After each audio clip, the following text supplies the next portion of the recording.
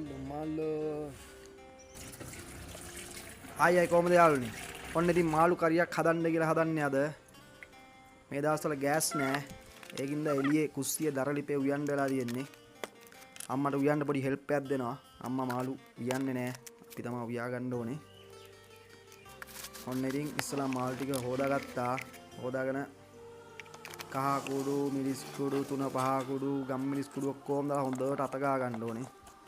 ඊපස්සේ ඒක පැය භාගයක් විතර තියලා තෙලේ බැද ගන්න තමා මේ රෙඩි කරන්නේ. අම්මා ආර රෙඩි වෙනවා. හොද්ද වෙනම යා හදනවා.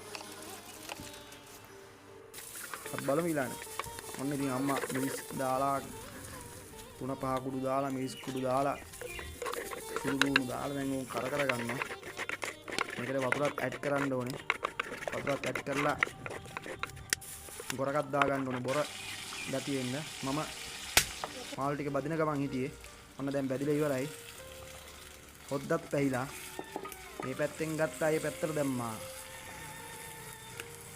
හරි අපිට ඊළඟට බලන්න තියෙන්නේ හොද්දේ තත්ත්වය කොහොමද කියලා. ආලු කරි එකේ. අපි දැන් බලමු අඩුපාඩු මුකුත් තියනවද කියලා. හරි අවුලක් නැහැ ෂේප් වැඩේ.